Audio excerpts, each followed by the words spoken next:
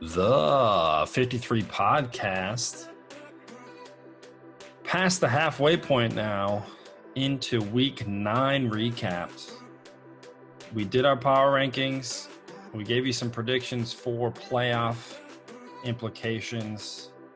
We talked contenders or pretenders. Actually, some contenders lost this week. Now we're going to get into the nitty gritty. Vikings are on a 2-game win streak. Chicago Bears didn't look too hot against the Nashville Titans. Jason put up a 11-minute rant on YouTube if you want to watch that. But we'll get into week 9. Jason, how you doing today? I'm doing well, bud. How are you doing? I'm doing well. I think the Tennessee Titans should be the Nashville Titans. It's cooler. And then they can put a little musical vibes into their team in Jersey. That's just my thought for the day. You know, you're not the first person to say that to me this week. Not the analysis, but to call it Nashville instead of Tennessee itself. So that's interesting. You know what? I've always been a fan of teams that represent a whole state. I always thought it was weird representing just a city because it doesn't represent the whole state and all the people within the state. Sure. But there's something about Nashville Titans that just always sounded cool to me. So. All right. I'll get it there. Cool. But, yeah, it was a good week of football, I think. Like you said, the contender-pretender thing was really fun for us to do. But some of those people lost. And not to say that every game isn't important, but we're halfway through. These games count. I mean, now we're talking some real playoff hopes, either coming alive or dwindling. And not to say we're there yet after this week, but it definitely counts coming here on out. So I'm excited to talk about some of these games because some of these were fun. Yeah, man, it's kind of crazy that the wild card and the first round bye isn't really going to come into play as this shapes up. If teams like the Steelers, the Kansas City Chiefs, they might have a battle at the top there. But in the NFC, like with only one team getting the bye, it's kind of crazy. Like, when is that battle going to actually happen? When are we going to see that really come into form, and how important is that bye, and what's it going to mean for the future of the playoffs being built this way? I know it's been a talker for us all year. We're really excited to see how it plays out. And now we're getting information that the NFL might go into an 8-team playoff on each side. Have you heard about that? Do you have an opinion on it? I have heard about it. I haven't heard about it long enough to have a real formulated opinion or think about it too long. But, I mean, I don't like it. I want the playoffs to be smaller. Obviously, I want more games, but I think that's going to diminish the quality a little bit, even if it does give your top 2 teams the bye. Obviously, bye being huge for regroup and getting healthy, which is the advantage of playing well all year. But I don't love it on initial reaction. What have you heard? Well, actually, there wouldn't be top 2 teams to get the bye, because then you would end up with 6 teams playing, and that'd be 3 teams going into the second round. Bringing in 8 means no one gets a bye, or 4 teams get a bye. It's there you go. a mess. I think it makes a lot of sense if you just did 4 no byes, but now you're completely changing the structure of NFL playoffs. I'm a coin here, man. I'm 50-50. I love the idea of giving teams chances. If you get hot at the end of the year, why not have a chance? Like, if you were hurt for the most of the year, but you sneaked into the playoffs, but you have a fighting chance, cool. We've seen in the NBA, usually an AC doesn't make it all the way. And that's exactly what I was thinking. I'm sure it'd be the same in the NFL. But there's so much more parity in the NFL, especially in a 1-game do-or-die, sudden death style format. Yeah. But it gives teams chances. A team like the Rams last year, who were 9-7, they would have been in the playoffs in the 17 format. I would have loved to see it. I think they were good enough to win some games in the playoffs. Unfortunately, they didn't make it. So I don't know. I'm indifferent. I'm excited to see what the NFL has to say about it. players probably like it. I mean, more teams in the playoffs means more money for the players. So Sure. I'm sure the Players Association will be all on board, but that'll be conversations for the end of the year. But right now, we're going to move into a Week 9 recap. Recap the Vikings and Bears games first, then go into some hot games remaining in the Week 9 schedule. We'll do some midseason stats. We will crown a couple people, and then we'll do the three. How does that sound? Sounds like a winning ticket. It's been working so far. I want to keep it going. All right, let's do it. You want to start with the Vikings then? Yeah, we'll go interdivision here. We'll go Detroit at Minnesota. Minnesota Vikings beat Detroit Lions 34-20 at home. Your thoughts without me spoiling any of it. I'll let you talk about your team on a positive note. Yeah, dude. We're on a 2-game win streak, and they're 2 divisional games, which is huge. The Lions aren't too scary. I would say, what do they say? Their bark is scarier than their bite. Sure. And that makes sense for a lion analogy there. Isn't it more of a roar instead of a bark? Yeah, I'll go with the roar is scarier than the bite. Matthew Stafford ended up playing in this game.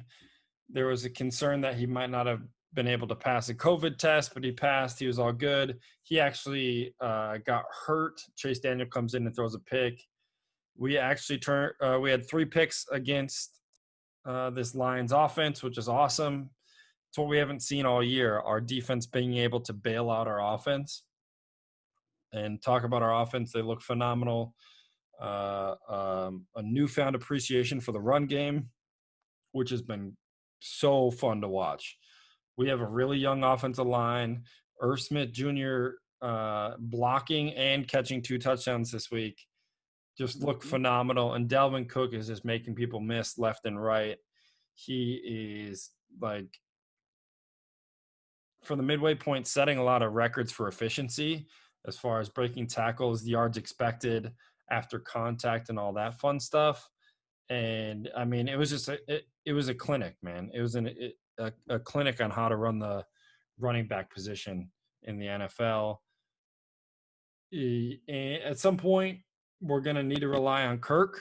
And the last 2 games we haven't had to, which is great. But when you run the ball 8.1 yards a carry, it's hard to lose. So I'll take it. We see the Bears next week. Excited for that matchup. Yeah, absolutely. So, I mean, in these couple games, finally got Irv Smith Jr. involved again. I've been kind of calling for him the first half of the year. Thought he was going to be a big game or big part of the offense in these games. Cook is cooking. So, aside from those couple names that we've been talking about frequently, who's one or two of the unsung heroes that kind of helped this turnaround the last 2 games? Obviously, it sounds like Ezra Cleveland, the rookie lineman's been playing well. Got Very well. a lot of young guys everywhere. Who sticks out to you other than the obvious, Cook, Cousins, Irv Smith? My number 1 guy probably is Jeff Gladney, our first round rookie cornerback. He's been playing in the slot, and he graded out really well this week. And he didn't make any like big flashy plays, but what he did was play consistently and made a lot of good tackles too. Gladney very quietly has been stepping up and making our defense look really good and helping our guys like Eric Kendricks look better, both in the run game and getting a pick in the red zone. So I really got to tip the cap to him. He had a rough first half of the year, and he looked really good in this game. So I will say him. And then on our defensive line, they're getting better. They're super young too. The guy in the middle, Watts, I believe his name is, looked really good. Really pushing the pocket against the Lions. Wonham had the big play against Aaron Rodgers at the end of the game when he was going for the Hail Mary pass. He also had a pretty good game here. I don't think he ended up getting home, but he definitely had some pressures. So I appreciated his play as well. And yeah, just small guys like that kind of coming out of nowhere and stepping up into the roles that they're given is making this team have confidence for a wild card push now, which is crazy to think about. We were 2-5 Right. just a week ago, And now we're 2 games outside of the wild card spot, and we're playing against a team who's sitting right at a wild card spot. So there's a lot of hope. There's a lot of hope in Minnesota. A lot of hope. Well, there you go. I'll take that. It's definitely a more positive vibe coming from the first part of the season. Well deserved. Glad you're at that point. That's right, man. And we'll talk about our matchup between the Bears and the Vikings at the end of the podcast. But talk about the Bears. We'll get into that game right now. Chicago falls 17-24 to the Nashville Titans. It's going to be a thing from now on. If you haven't listened to the rant, you can pause now, go listen to Jason's rant. Anything to add to that, or just a quick overview of what you kind of talked about over the weekend and your frustrations with this team, and then kind of dive into what you saw specifically in week 9. Sure. So, Bears are on a 3-game slide. 4 of their 5 offensive linemen are out. They can't get anything going on offense. There's trouble on Paradise Island right now. The captain, being Nagy, no identity, no adjustments, no run game, no nothing. With that, I don't think that this is entirely anybody's fault. I think it's just the Band-Aid got ripped off earlier than we thought. And it really, to me, the rant is about stripping down and kind of starting over. I know it's crazy to think it's just an emotional thing. I don't think it is, in that this team's not going to win you a championship, so what's the point? From top to bottom. So, the play calling's been bad since Nagy got here in 2018, covered up by some phenomenal defensive field position. Last year was terrible, and this year is just getting worse now that he's got more of the guys that he wants. So, that's been tough to swallow, but looking back on it, it is pretty apparent that's where we're at right now. Specific to the game, 24 points. I mean, that's pretty much par for the course, the amount of points you need to score to win a game in 20. 7 of them came from Desmond King, the free agency pickup from the Chargers on a fumble recovery. So your defense actually let up less than 20 points, which is pretty phenomenal against this Tennessee offense. Well, as they've been doing, Nashville especially with King offense. Henry, he's been running everywhere. There was one, though, your boy Tannehill, just doing absolute dime. Perfect coverage. The receiver just kind of trapped it like this, over through a hand. It was like a Madden glitch catch. Good for them. Perfect ball up the sideline, middle of the game, which is really a huge momentum shift. It's just, they're the better team through and through. The biggest thing in this game, better coaching, because what we noticed stat-wise, both teams were bottom 2 or 3 in third down efficiency coming into the game, and I think the Bears were 1 or 2 of like 15. You're not going to win a game that way, even with stellar defense. So tough to watch. Yeah, that's fair.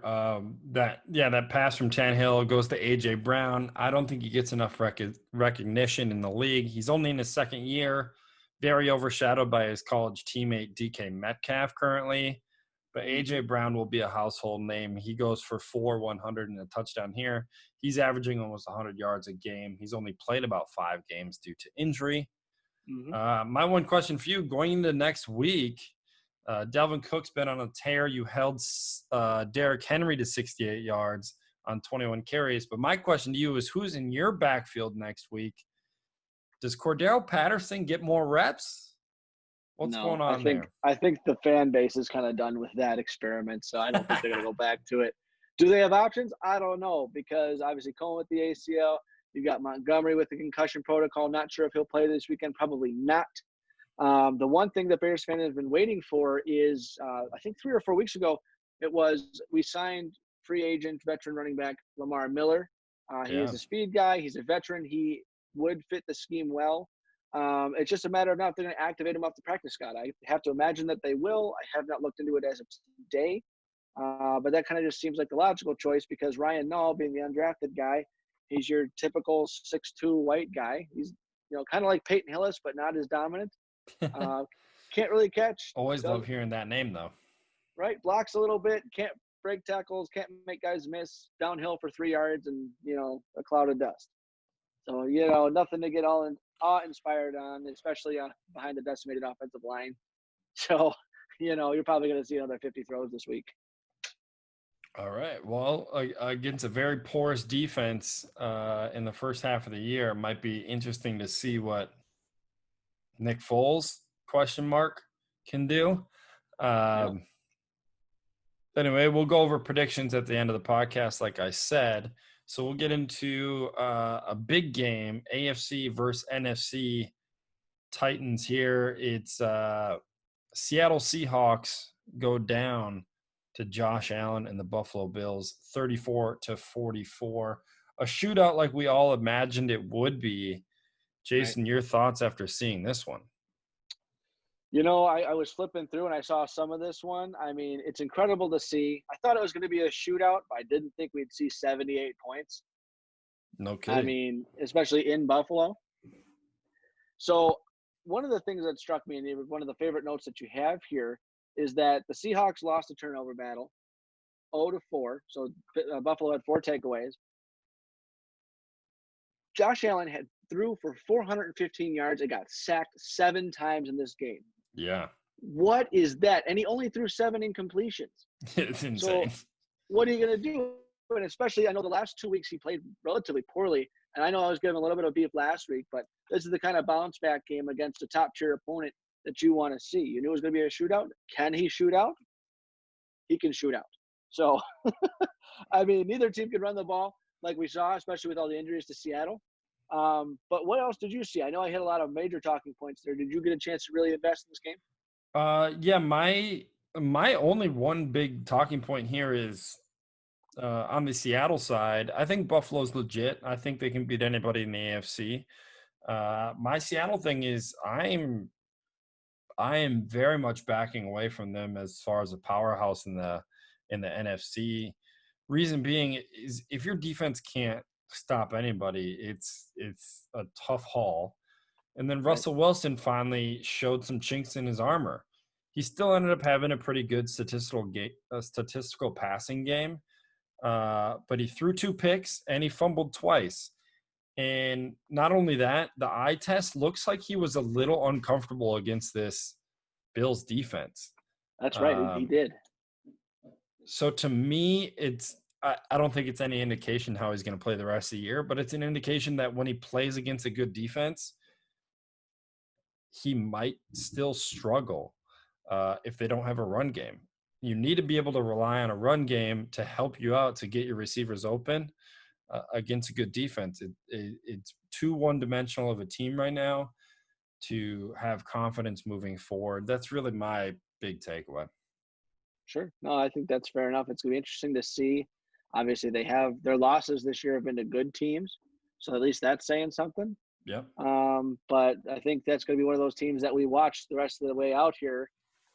These games really matter because they play in a division game this coming up week against the Rams. That'll be a fun one to watch. So Yeah, that's definitely a big one. That's a circle on their calendar every year. Excited for that. Next game is AFC juggernauts going at it. The Baltimore Ravens against the Indianapolis Colts. 24-10 here, Jason. My question to you is how do you feel on Phillip Rivers halfway through the season? He's on a winning team. I think they're the number 2 statistical defense.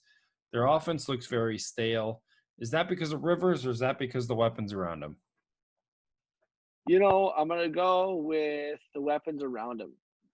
We talked a lot about in the preseason about the offensive line being dominant, which it is, except it's not, and they're not running the ball very well. And one of the things when Rivers had his last few years with the Chargers that he was pushing the ball, a lot of fun plays, a lot of deep ball touchdowns, but then also a lot of turnovers. Watching this really boring Indianapolis offense, it almost looks like Rivers has been neutered.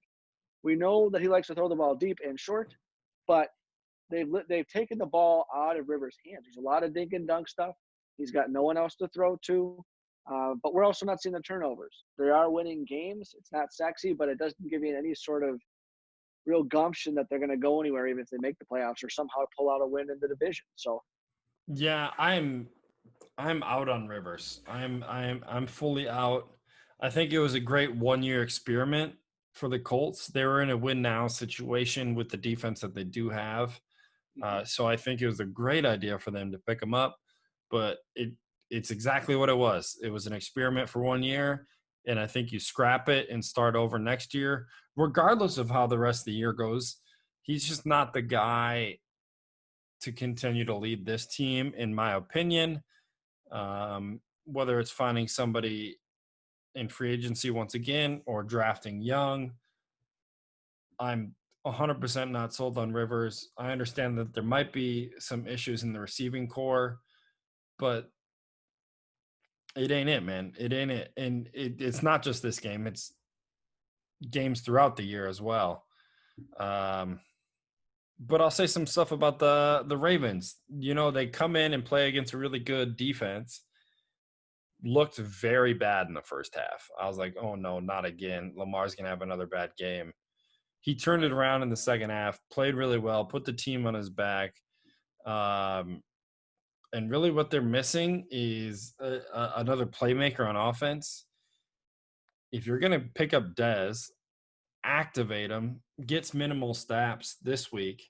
I want to see Dez get more snaps. If you're going to be a playoff team, probably not win the division, probably definitely not get the first round bye. Like, play with these games that you have coming up and try new things and get a guy like Dez the ball to see what he got left in the tank, because you're missing a playmaker on this offense, and Dez might be able to fill that role. Sure. Dez is actually, I think, one of the answers to the red zone. If they want to lighten up the box a little bit, I mean, we noticed that their stud tight end, Mark Andrews, highly touted in the fantasy community to start the year, but he's the only thing they key on. If they're not keying the run, they're keying on him in the red zone. So at least Dez is one of those guys that's got a great catch radius, going to go up, catch balls that are 50-50 balls, and then, on your quick slants and digs on your contested balls. So hopefully that lightens that up a little bit. But we'll see. It's always tough having an old receiver come in who's been out of the game. I don't think anybody's been out of the game this long and then returned. Right. Uh, um, so maybe it's wishful thinking. Maybe it sounds good. Maybe it sells tickets. Maybe it's good on paper. But I think reps will tell. And I think this is about as late in the year as you can implement a guy like that and really expect anything from him any later. And it's just flair, in my opinion. Yeah, I don't think you're wrong there. Well, let's move to the youth movement and the Yeah. Miami Dolphins and the Arizona Cardinals play. Rookie Tua Tagovailoa gets a huge win against the Cardinals team, who's been looking really well in the first half of the season. Jason, give me your thoughts here. I think Miami's a legitimate playoff team. They might find their way into the wild card, but I don't. We'll see when they play some tougher competition coming up here. I know Arizona, excuse me, being a National League team, pretty cool. But the point I want to make about this game is I didn't get to watch a ton of it, but when I did, I was having a lot of fun. Both little guy quarterbacks running around. I love Tua as a lefty. Fun to watch that A little way. southpaw. Um, right? Our buddy Keegan's a big Bama fan, and he and I were texting during the week. He, it was like, really, is Tua for real? And, I don't know. We'll see. I think at least he's a career backup. He's not mobile. He's got to be precise. He's too short, blah, blah, blah. Well, he's not Drew Brees precise with his stature, but man, he looked a lot more mobile this week than I think anybody thought, ankle Exactly. injury or not. So with that, I think you've got a little bit more energy to this offense, more so than just being the energy guy that he was. I think there's breathing a little bit more life than just this, sling it. It's a different type of energy from Fitz, I think. I don't think it's bad. I think it is good. Can it be consistent will be the question, I think. I don't know. How about you? Yeah, man. I was pleasantly surprised with this mobility and his maturity in the pocket. A lot of his mobility out of a rookie, you'd just think it's tuck it and go, but he Mhm. made a couple plays where he tucked it, moved up in the pocket, slid, and then made a pass downfield. I'm like, oh, hold on, that's That horizontal slide is second, beautiful. third year type stuff, and we're getting it out of a rookie in his second career start. In his first career start, didn't do anything. Actually had a very lackluster game that they ended up winning. Right. The future in Miami looks really good after this win. I mean, you get 2 first round picks next year. The Houston Texans looks to be probably a top 10 pick too. Top five. top 5 pick. I'm really excited for the Dolphins. Why not?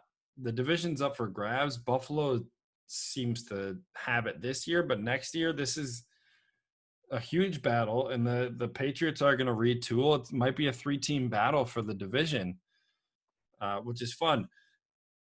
And then on the flip side, Arizona, I still think they're learning. It's a team in progress. It's not a huge loss for them. I don't think this year is a do or die year for them anyway. They're very much in the same spot that Miami is in, uh, as far as building a team. Sure. So maybe this loss is actually good for them and good for Kyler learning to lose close games to similar competition. But he ran for 100 yards in this game. He is running so efficiently that we did not see last year, really at all. So I don't know if that's just them opening him up to run more. But when he's running really well and in open spaces. I feel like last year he was running to escape pressure. Now this year Yep. he's running to get first downs and running decisively, and it's really fun to watch. To that decisive nature, that's just, I think, the game slowing down. Another year, the same consistent offense, and a confidence build with having Hopkins out there. So to the point of learning how to lose close games, obviously the biggest part of that is how do you bounce back. But with DeAndre Hopkins, Nuke having a quiet game, you saw some other guys take hold. Christian Kirk had a good game. Huge game. Obviously, Kyler got to move the ball on the run. They're out Kenyon Drake, so their backup running back Chase Edmonds is getting some run here. They just got some other guys that are, I don't want to say making a name for themselves, but these are the guys that you build with, like you're alluding to, coming to the next year or two. Well, I guess his year 3 and 4 in what you're building in for next year and beyond. So I think that's a really good observation that you made there. Yeah, maybe 2 bottom wild card teams coming in here could be a pretty good comparison there. So I think that's what we got for this one. You want to move on to the next one? Yeah, let's go to the next one. I think we can touch on this one quickly. I'll Yeah, it give you wasn't some. much of a game, so not much to talk about. I'll give you some background. You give me your thoughts, and then we'll move on. Um, Tampa Bay loses a big one to New Orleans. They get swept. Tom Brady hasn't been swept by a team in his division in over a decade. I think it said 12, maybe even 15 years. I believe it. Tampa Bay had 7 possessions in the first half. 4 of them go 3 and out. 1 was a turnover on downs, and 2 were picks. They started terribly and finished terribly. It's a throwaway game. I don't think, in my mind, there's anything to take away from this as Tampa. I think it's just a throwaway game, but I do think it legitimizes the Saints. Give me your thoughts, and we'll move on. Well, you got Michael Thomas back. You saw just a lot more confidence in the offensive side of the ball. Obviously, 38 points. Low key, this defense is like a top 10 or a top 7 defense all around. Pass, run, they're pressuring the quarterback, all that fun stuff. 2 things I'll say about Tampa Bay. 1, Tom Brady doesn't play bad 2 games in a row. Number 2, Antonio Brown. Is that a compliment? Is that a diss? You tell me. I don't know. I think the memes are already out there saying he's rooting another team. One game and I already trashed this team too, eh? Yeah. So I don't know. We'll speculate after their matchup next week. I think this is just a throwaway. It happens. We've seen Brady get blown out before and win Super Bowls the same year. So shit happens. Yeah, it's very true. I mean, so I think that's gonna be a fun one to watch. But we got what, 3 or 4 games we gotta do a rapid fire through here, huh? Yeah, let's do rapid fire. You hit me with one, I'll hit you with one. I'll hit you with the All third. right. So the game is Carolina versus Kansas City. Give me one comment, I would think, for both teams, or a one overall comment on the game. The result of the game was 133. correct. Rapid 31-33 Kansas fire. City. Carolina's winning this whole goddamn game. I thought they were going to pull it off. They just don't have quite the ability to dominate games on the offensive side of the ball yet. I think once they click, they will. And that team is very dominant on the offensive side of the ball once they click, all because of Teddy Bridgewater leading the way. Kansas City Chiefs, they are who we thought they were. Next. There you go. Game 2, Pittsburgh Steelers at the Dallas Cowboys. Pittsburgh wins 24-19, although I don't think it was that kind of game, was it? No, it wasn't that game. Dallas led the whole way. And, dude, Big Ben does this a lot. We've seen 5 interception games from Big Ben, and then the next week, 5 touchdowns. That's exactly what this game was. He's playing down to the opponent. Pittsburgh Steelers fans know this the best. They play down to their opponent and lose to the Browns once a year. And this was kind of one of those games. I think there is a little bit of hope of Dallas Cowboys fans knowing that, hey, With if the we win this QB4. game, yeah, like, hey, if we win this game, we have a chance to the division still. And then that hope got cut away in the fourth quarter. So I feel terribly for Cowboys fans because of that. But that's really all it was. I think all hope is now lost to the Cowboys this season, if it wasn't already, obviously. And that's all I got there. I'll give you the tee up for this last one. The Raiders beat the Chargers on last-second incompletion in the end zone. Justin Herbert throws a lob ball, last-second incompletion in the end zone. Overall thoughts on that one? Divisional game, AFC. Vegas is playing up and down, but I think they still are risky business for a wild card spot here. And it's sad to see the Chargers lose another game by a score or less, especially being on the last play of the game. They score a touchdown and then it gets, I think Atlanta still has the record for scoring the game-losing touchdown, but this was this kind of felt the same way. Like, are you kidding me? They did all this work, came back and nothing, especially for the nothing less than stellar rookie quarterback they've had. Exciting games, just can't pull it out, and hopefully they get Eckler back in the next week or two to get that offense really going and give something for Herbert to play with. Yeah, I'd be excited to see Eckler and Herbert in the backfield together. I think that wraps up our games for week 9. Let's get into some midseason stat leaders. Jace, you want to start with quarterbacks? Sure. We have a couple of items on quarterbacks. Number 1 quarterback here, passing yards, is actually going to be Matt Ryan. He's got 15 touchdowns and 5 interceptions. It's crazy to think that he's putting up that type of statistical year, and they're one of the worst teams in the league. How about you? Who's number 2? Yeah, they've been doing that the last 2 or 3 years now, them damn Atlanta Falcons. Number 2, let's talk about probably even though he did lose this week and turn the ball over 4 times, I think he's still number 1 in the MVP voting in my head, and that's Russell Wilson. He is completing 71% of his passes, league leading 28 touchdowns. He has thrown 8 picks on the year. Russell Wilson, I think this is his year to win MVP. I'm voting for him. Speaking of MVPs, our number 2 in passing yards, 25 touchdowns and 1 interception on the season, Patrick Mahomes, the $500 million quarterback. Yeah, he has not had a Super Bowl slump whatsoever. The only reason his numbers aren't higher is because they found a run game. If they wanted to throw 50 times a game, they definitely could. We'll move to wide receivers. There's some fun ones here. Jason, I'll let you take the first. Well, I'm going to go with my guy for this year. DK Metcalf is number 2 in receiving yards, 8 touchdowns. Number 1 with 4 over 40 yards. He's my guy because I sniped him in our fantasy league, and man, he's the only thing keeping me afloat. So that's the fun one. Who do you want to take for your second one? We usually have three per position here. Yeah, DK's had an amazing year already, and he's going to build on top of that in the second half here. I will take the former Minnesota Viking Stephon Diggs with that 1 foul. He's leading the league in receiving yards, excuse me. As a free agent or as a trade, new team, that's like unheard of.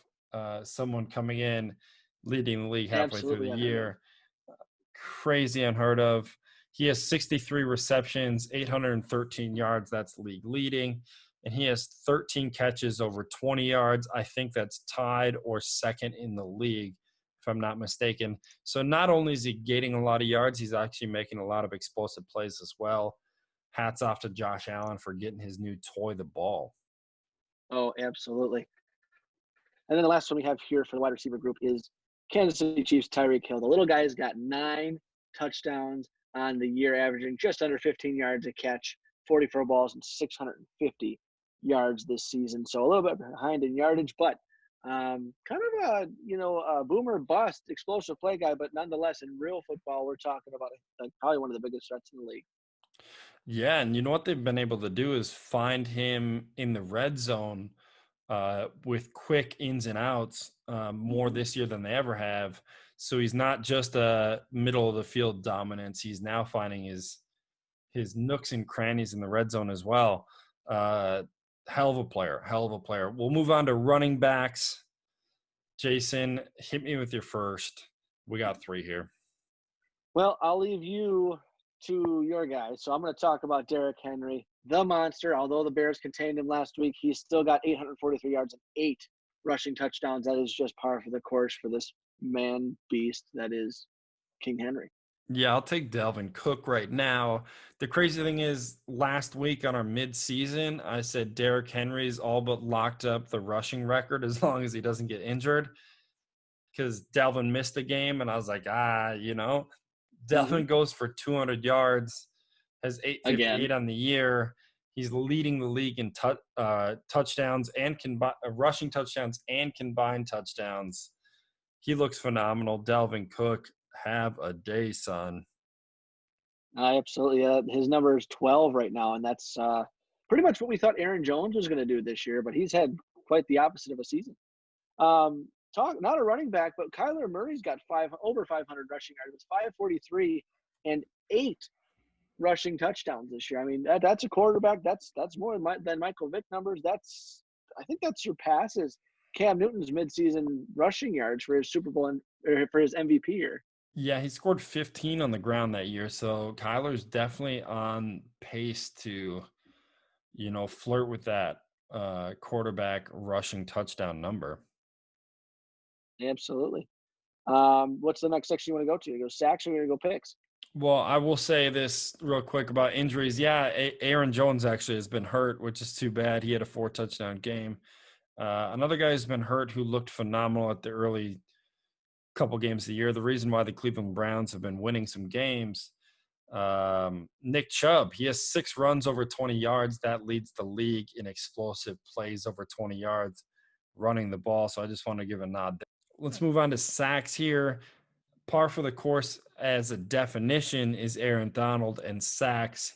He is tied for the league lead with 9. Jason, who's the other guy? Myles Garrett, Cleveland Browns.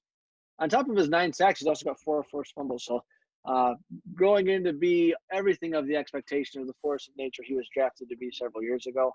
Hopefully he just stays on the field. I think he can really do it this year. Be the one to really push Aaron Donald at least for the sack lead. Yeah, definitely. And we will touch interceptions real quick. Jason, I'll let you take this one. J.C. Jackson of the New England Patriots, only 2-5 as a team, but J.C. Jackson is leading the league in picks at 5 right now. There are several following him at 4, so I'm sure we'll have a couple of fun updates throughout the year to see exactly who claims that crown at the end of the year. That's right. That's right. All right. Let's get into big matchups for week 10. Crown them, and then we'll do the 3. Jason, matchup you're looking forward to? Well, I'd be remiss to say the Monday night game, Minnesota in Chicago. Got to tune in, baby. Gotta tune in there. Mine is going to be actually one of the 3 is the Seattle 6-2 at the Rams 5-3. The divisional kind of be a black and blue game. What makes me exceptionally excited about this game is I've been questioning the Rams, but they are coming off a bye week here, going into the Seattle going to play the Seahawks, who just came off a pretty big shootout loss. So hopefully a lot of points scored in this game. Yeah, we've seen the big points scored in years past between these two. I'm excited about that.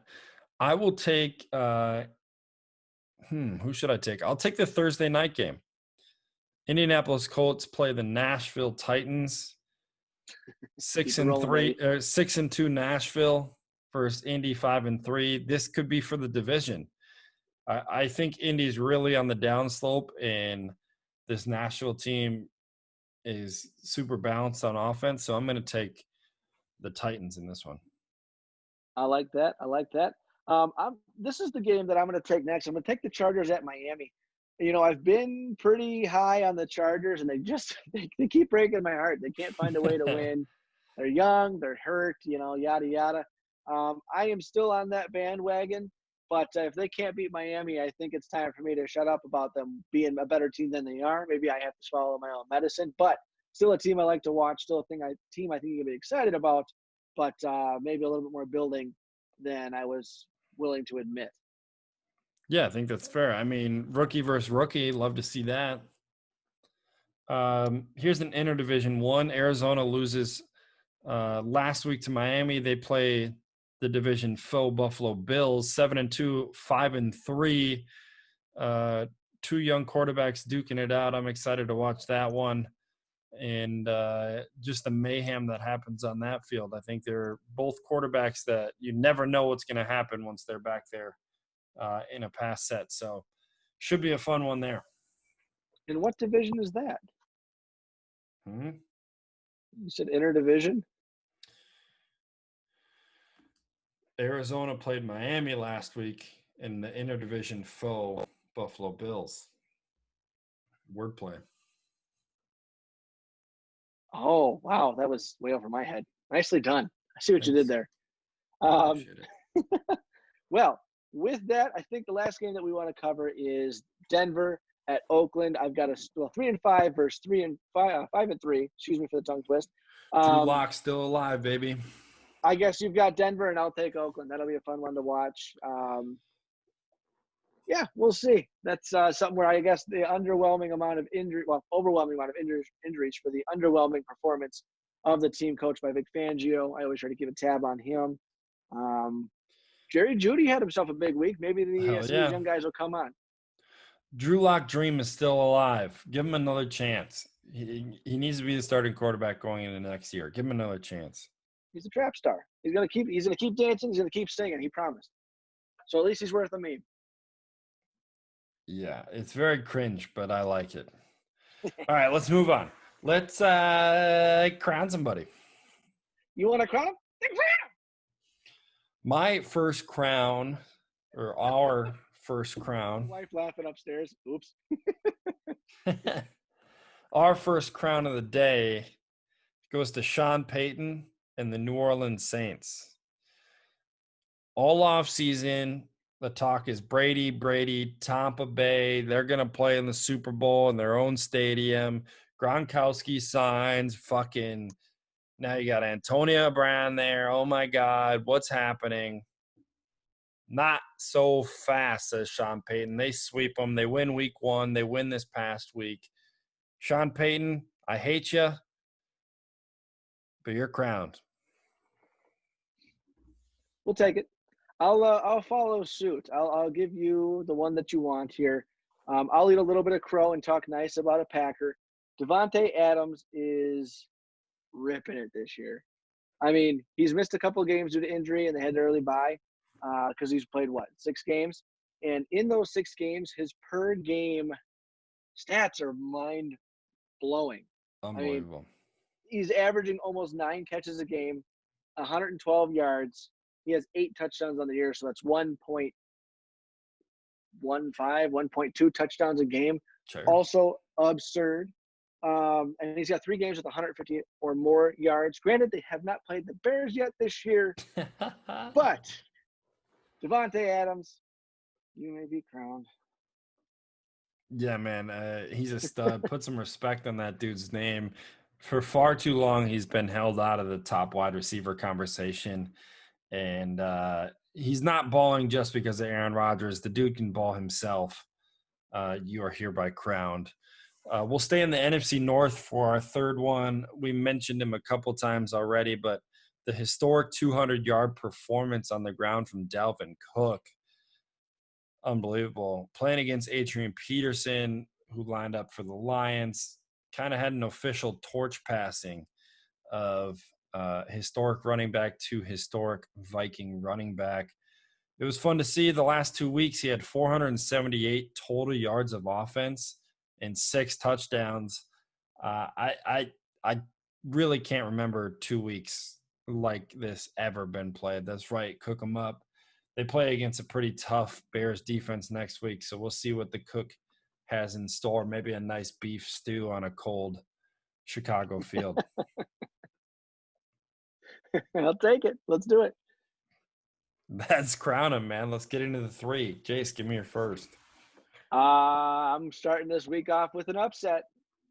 A lot been going on down there in Houston. I think Houston's going to Cleveland and upset them on one of the noon games. I just feel like there's too much potential to go unrealized in a couple more games this year, as I've been talking about. And I think Cleveland's the team to choke on their own ego here. Yeah, I was super bummed by how Houston finished that game against Jacksonville this past week. Well, Houston has 2 wins, and they're both against Jacksonville. That never looks good. Never. But they played pretty dominant against them, and then they let Jacksonville drive like 80 yards to score, and then fortunately stopped them on a 2-point conversion to end up winning by 2. Against But Jake Luton. yeah, Luton drove that actual last drive. Luton looked really good, and the Texans defense just kind of fell apart. It just doesn't give them a convincing win, you know. How about that Minshew mania real quick? Oh. Uh, He's still All a right, moving guy. on. He's still a guy the rest of the year. You think so? I mean, that's well, we'll cover that in the next episode or two here. But give me your first number 3. My first number 3 is I'm gonna ride off the momentum of the win over the Arizona Cardinals and take Tua in his 3rd NFL game for 4 total touchdowns. How I see it in my head is 3 in the air, 1 on the ground, just like that Paul Revere guy said. Yeah, I think that was right. Sure. Well, with my second one, I'm going to take a risk here and go with Indianapolis over Tennessee. Now, I know we talked a lot about how Rivers is kind of on the outs and that type of deal. But just watching Tennessee first game I really have to watch in a while, I was not convinced against I guess I got to say it, against a lesser Chicago team. But you never know with these division battles. It's going to be outside on the grass in Nashville, and and I just got to think that Frank Reich's going to find a way to scheme these guys open a little bit more, weapons or not. I think he's going to get cute and find a way. I'm all the way out on that take there, but I like you taking the underdogs. I will go to my second one. This is this is a tough take, but I'll take Arizona over Buffalo. I think Buffalo is a better team, but I'm going to take Arizona knowing that Kyler Murray has been playing pretty requisite football for his 2nd year in the league. And this win over Buffalo will actually put him back into the MVP conversation. I'm seeing him being left off these infographics now circulating that he's been on all year, and now they just took him off because he lost this past week to Miami. He wins against Buffalo. He's back in the conversation for MVP. Speaking of conversations, here's one for you real quick.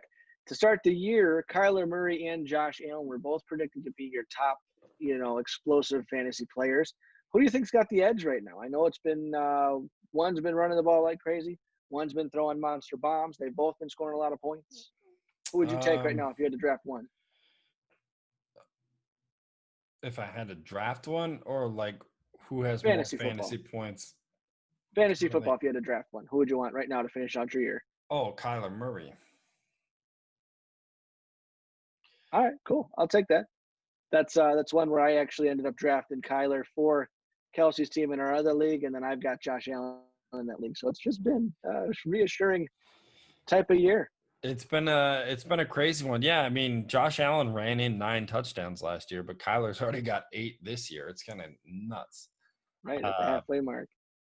Well, let's get into our third one, Jason. What's your third? So Seattle's playing at the Los Angeles Rams. We mentioned that game. The over under is 55.5 points. The Rams are favored by 1.5 at home. Taking the over. It's going to be another shootout. As I mentioned, the Rams are coming off bye. I'm taking the Rams. I don't want to, but I am. I like it.